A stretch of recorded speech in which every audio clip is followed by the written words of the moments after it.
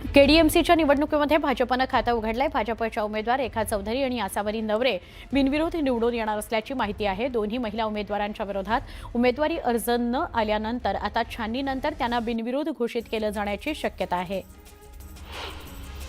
भिवंडी निजामपूर शहर महानगरपालिकेच्या 23 प्रभागांमधील एकूण 90 जागांकरता विविध पक्ष आणि अपक्ष उमेदवारांचे 1033 उमेदवारी अर्ज दाखल झाले आहेत।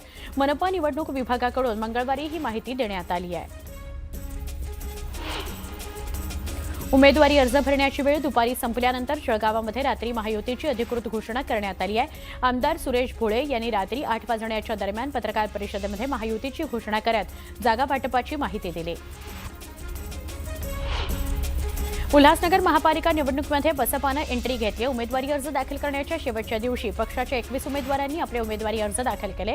काही प्रभागांमध्ये बसपाची वंचित आणि इतर आंबेडकरवादी पक्षांसोबत युती झाल्याची चर्चा आहे, मात्र सध्या अशी कोणतीही युती झालेली नाही अशी माहिती बसपाच्या पदाधिकाऱ्यांनी दिली आहे। उल्हासनगर महापालिका निवडणुकीच्या एकूण 78 जागांकरता 864 उमेदवारी अर्ज दाखल झालेले आहेत। उल्हासनगरमध्ये भाजप आणि शिवसेनेत युती न झाल्यानं दोन्हीही पक्ष स्वबळावर लढणार आहेत।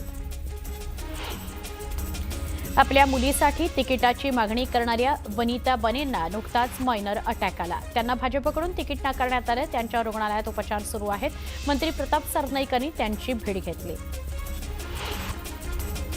अकोला महापालिका निवडणुकीमध्ये सगळ्यात कमी उंचीच्या मनन शहा यांनी अपक्ष उमेदवारी अर्ज दाखल केला। जेमतेम 3 फूट उंची असणाऱ्या मनन यांची ही पहिली निवडणूक आहे। नामांकन अर्ज भरण्याकरता आलेल्या मनन यांना पाहण्याकरता मोठी गर्दी झाली।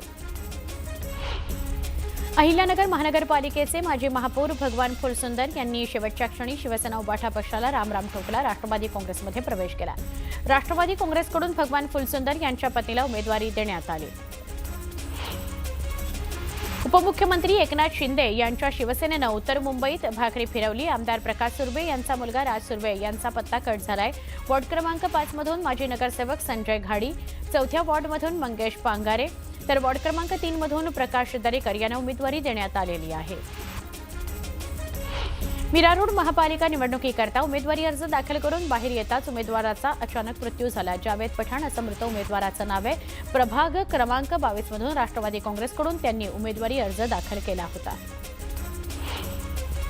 भिवंडीमध्ये उमेदवार निवडण्याचे सर्वाधिकार आमदार रईस शेख यांना देण्यात आले होते। यावरून नाराजी व्यक्त करत सेक्युलर काँग्रेसने हिंदू असल्यामुळे तिकीट नाकारलं अशी टीका माजी खासदार सुरेश टावरे यांनी केली आहे। पिंपरी चिंचवडमध्ये अपक्ष उमेदवार संजय गायके यांना उमेदवारी अर्ज देण्यात आलाय, म्हणजे त्यांनी उमेदवारी भरली आहे। निवडणूक अधिकाऱ्यांसमोर पोतभर चिल्लर देण्यात आली। यावेळी डिपॉझिटची रक्कम मोजताना निवडणूक अधिकाऱ्यांची दमछाक झाली। धुळ्यामध्ये राष्ट्रवादी काँग्रेस शरदचंद्र पवार पक्षाचे शहर जिल्हाध्यक्ष रणजित राजे भोसले यांनी राजीनामा दिला। रणजित भोसले यांच्या पत्नी उज्ज्वला भोसले यांना भाजपमधून उमेदवारी देण्यात आली आहे। मालेगावच्या महापालिका निवडणुकीमध्ये पत्नीचं तिकीट कापल्यानं शिवसेना नेते प्रशांत भंडागे यांनी आंदोलन केलं। गांधी पुतळ्याजवळ धरणं आंदोलन करून निषेध नोंदवण्यात आला। सोलापुरामध्ये उद्धव ठाकरेंनी आणखी एक धक्का त्यांना बसलेला आहे। माजी नगरसेवक गणेश वानकर यांनी पक्षाला जय महाराष्ट्र केलेला आहे। गणेश वानकर यांना ठाकरे पक्षानं प्रभाग क्रमांक 6 मधून उमेदवारी जाहीर केलेली होती। त्यानुसार वानकरांनी उमेदवारी अर्ज दाखल केलेला आहे।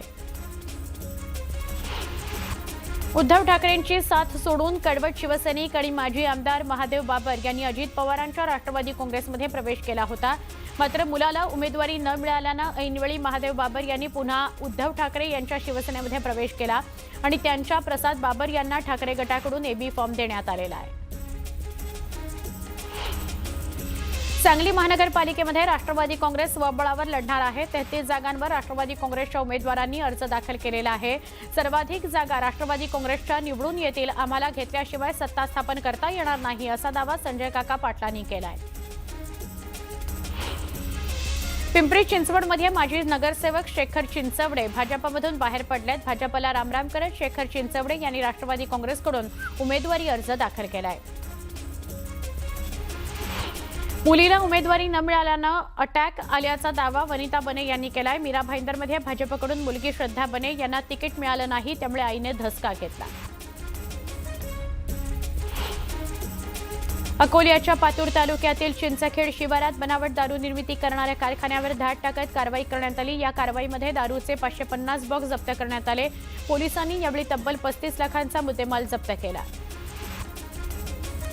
आर्थिक फसवणूक करण्याकरता सायबर गुन्हेगार नेहमी नवीन शक्कल लढवत असतात। आता नववर्षानिमित्त happy new year APK file पाठवून ते फसवणूक करण्याच्या प्रयत्नात आहेत। त्यामुळे अशी कुठलीही फाईल समाज माध्यमावर आल्यास ती उघडू नका, असा इशारा पोलिसांनी दिला आहे।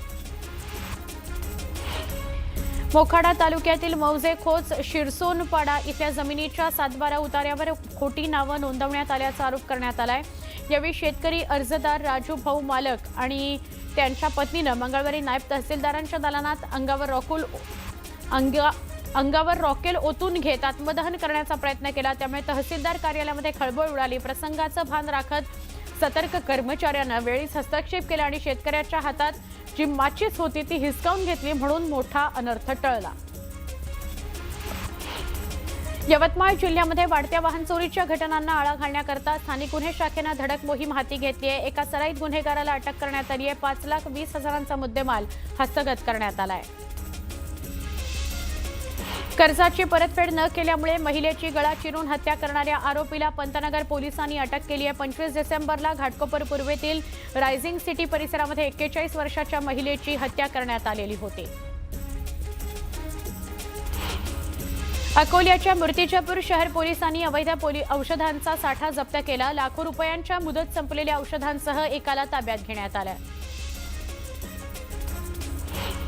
31 आणि नववर्षाच्या दिवशी वाहतूक कोंडी टाळण्याकरता रायगडमधून जाणाऱ्या प्रमुख मार्गांवर जड अवजड वाहनांना बंदी केली जाते। याबाबतचे आदेश जिल्हाधिकारी किशन जावळे यांनी दिले। खारपाडा ते कशेडी, माणगाव, तांबडी घाटा मार्गे दिघी, कर्जत, पळसदरी, खोपोली, पाली फाटा, वाकण, वडखळ, अलिबाग चौक फाटा, कर्जत मार्गे अलिबाग, मुरुड मार्गे व अलिबाग मांडवा मार्गावरून 31 डिसेंबर 2025ला सकाळी 8 वाजल्यापासून ते 1 जानेवारी रात्रीपर्यंत जड अवजड वाहनांना बंदी घातली गेली आहे। बातमी धाराशिवमधून। धाराशिवमध्ये तुळजाभवानी देवीच्या शाकंभरी नवरात्र महोत्सवातील मुख्य उत्सव जलदिंडी उत्सव पार पडतोय। या उत्सवानिमित्त हजारो महिलांची उपस्थिती असणार आहे।